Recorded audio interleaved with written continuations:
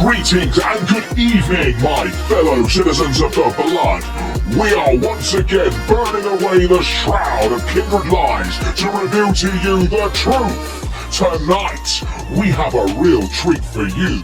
Perhaps the most influential kindred in existence. Introducing the Serpent Queen, the devourer of 1,000 souls, the eternal mask, the infamous Kemintiri. Details are sketchy, but what pieces we've got show Kemintiri was first active in ancient Egypt during the reign of Seti the First. According to the records we've managed to dig up, Kemintiri caught the attention of Set when she was still human. Yes, my friends, that's Set, one of the original 13 vamps. You know that guy with an entire cult named after him. He noticed the young and beautiful Kemintiri when she became one of his priestesses and admired her skills for politics and social climbing as much as her looks.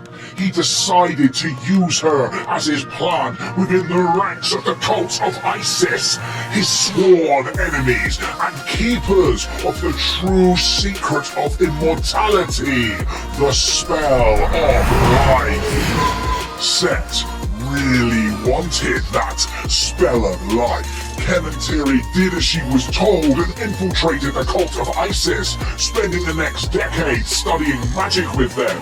Eventually, she worked her way into the inner circle and did indeed learn the sought-after spell of eternal life. But just as she was about to run back to Set and spill the beans, Horus arrived on the scene. Horus, apparently, he's real and some sort of old-school badass undying thing, saw straight through Kemintiri. But instead of killing her, he recognized her potential and instead persuaded her to give up her career as a priestess of Set and join the cult of Isis for real.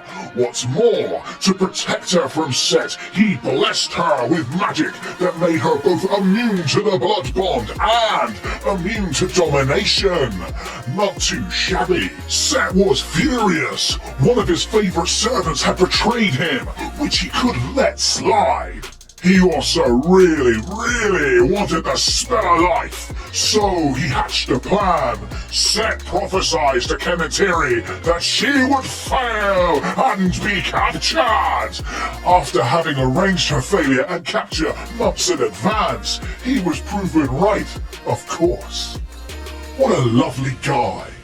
He then proceeded to torture her, and when that didn't work, he embraced her to prevent her from following in Horus's footsteps, which he knew is what she really wanted. He also thought this would give him control and force her to tell him the cult of Isis's secrets. But that didn't work either. Horus's magics meant Set's attempt completely failed, and in his frustrations, he allowed Kemintiri to escape into the sands. What we know happened after all this is a mix of ancient decrees, rumors, and a few fragments of written records that survived long enough to make it onto Shreknet. Set, not one to let a grudge die, marked Kemintiri as an enemy to the cult of Set forever. She also couldn't go back to the cult of Isis, as they didn't have the best attitude towards vampires and would likely have destroyed her on the spot. So she had nowhere to go and no one to turn to. One can only imagine how Kemintiri must have felt. She was abandoned by her people and her gods, a fledgling vampire lost in a land known for being utterly caked in sunlight. That's a pretty shit deal for anyone.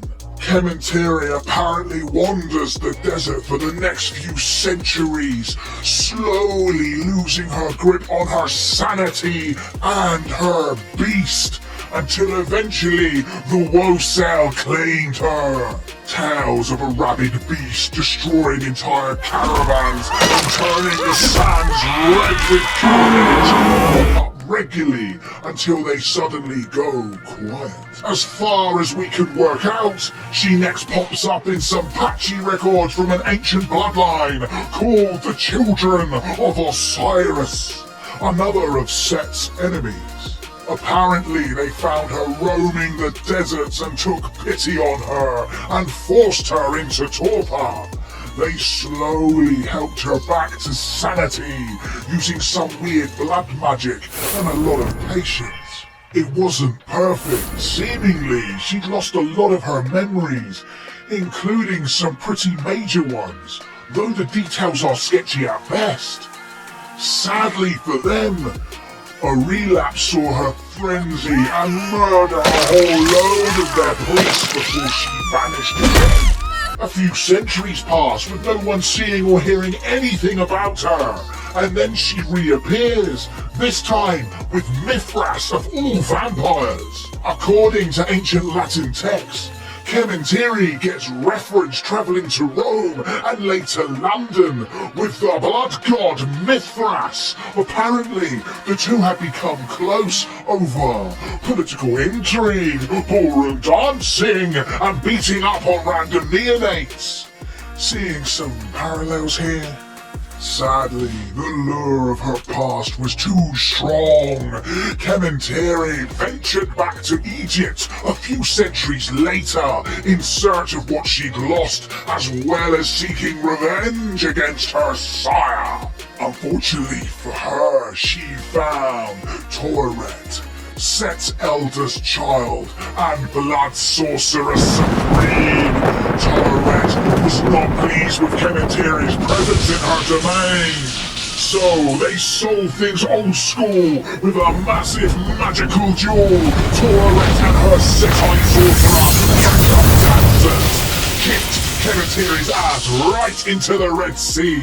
She sinks without a trace and is declared dead by Toiret and her followers, and for almost 1,000 years it seemed they were right. Kemintiri resurfaces in the 1300s, and this time we get a new perspective. You see, at this point, Kemintiri's only surviving friends were in the Ventru. Sadly, by this point, Kemintiri's ideas around friendship had grown a little warped. So she sought to meet with them to claim refuge and plan her next steps together. But trust has long since become an alien concept to Kemintiri.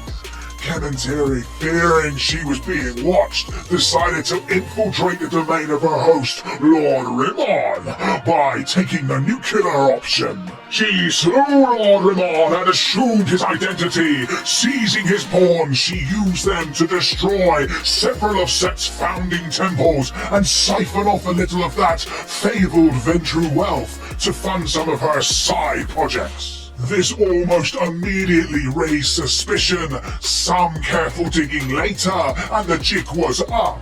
Kemintiri's true identity was revealed, and the Ventru set upon her like a flock of angry birds. Kemintiri, as she does, managed to escape, but the Ventru knew Kemintiri well at this point, and sought out Mithras to warn him of her betrayal. Yeah, he didn't listen. Seems to be a habit of these Methuselahs. Kemintiri goes dark again until she pops back up in Victoria, London, killing and assuming the form of Lady Opheline Merite, a prominent London kindred and the keeper of Elysium. How handy. Once again though, her true nature starts to show in her tendencies to whip up the London kindred into fits of obsessive hedonism to distract them from what she was really doing, which was funding digs in Egypt with clan money and trying to rebuild some of her ancient networks. Eventually, an investigation was launched, and with the help of the Tremere, Kemintiri was discovered! This time, even Mithras couldn't bury his head in the sand. He was so upset, he banned the followers of Set from London for all time! accidentally doing Kemintiri a favor instead of punishing her as he intended. The Camarilla declared her a threat to all kindred and created a special list just to put her at the very top of it. And in the confusion, you guessed it, Kemintiri vanished. As far as we know, she stayed hidden until she stole the identity of the Ventru Justicar Michaelis, masquerading as a loyal Cami Jacoboot for over a decade, with a level of political power she hadn't wielded in almost 5 centuries. Kemintiri quickly got to work establishing a network of thieves and informants and collecting occult artifacts. She pushed the limits of her sorcery to new heights, no longer just claiming the names and faces of her victims, but their very souls. Kemintiri's immersion into the Camarilla had become so absolute that she was completely unaware she was even being hunted until she discovered the Red List.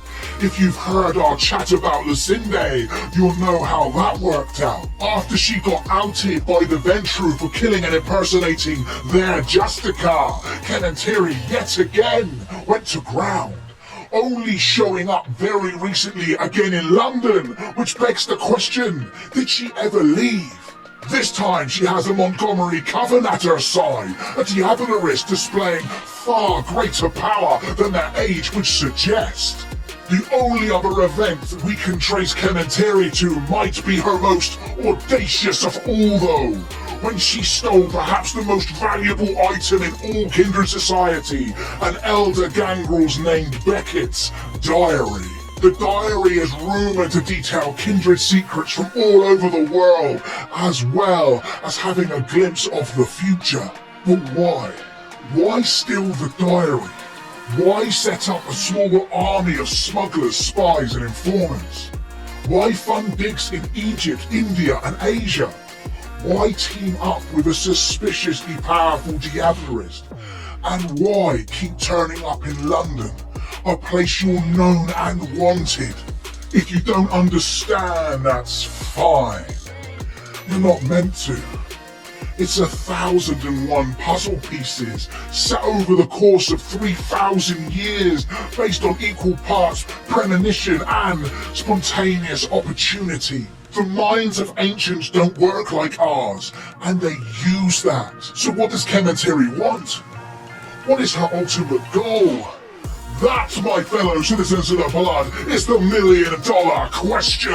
Rumours have reached us of a mysterious sarcophagus found on one of her digs, brought to Castel d'Ombra, the home of the antediluvian the Sombra, where Kemintiri, her pet Diabolist, and the veritable who's who of Red Listers met it.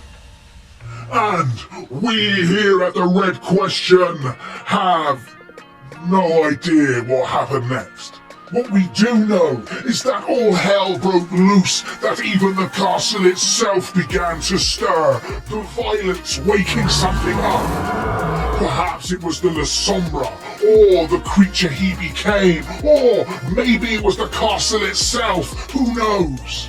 There are some questions even we can't answer. To hear the Alistairs tell it, it was the castle that slew the Red Listers as the shadows of the unholy fortress swallowed them alive. But how many times has Kemintiri fallen, only to rise centuries later? Are we truly to believe she simply fell into darkness, never to return?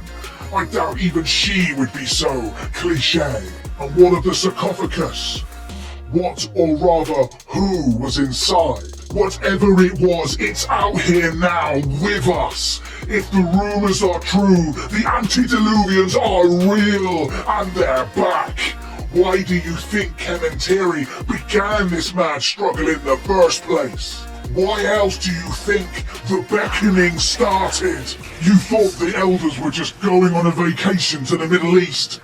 No, it started here with Kemintiri attempting to consume a power she couldn't control. Now the antediluvians are awake and they're looking to hold their own to account. just as our own elders seek to do the same to us. Kemintiri sought to fundamentally reshape the eternal struggle. She succeeded, but not in the way she wanted. For Kemintiri ultimately embodies the internal struggle itself, both the struggle against our elders and our own natures. A child to a broken sire, born of blood she hated, a life composed entirely of masks. Embarking on the most ambitious plan kindred kind may have ever conceived, Kemintiri's mark on our history is invisible, yet fundamental to so many of the events behind it. Even if her plans here failed, we have no doubt that to her, this is only one setback in her quest to overthrow her sire. For she was among the first to defy the antediluvians, or even the first of us to do so, and perhaps she was the first to ask and answer the only question that really matters: why do you obey?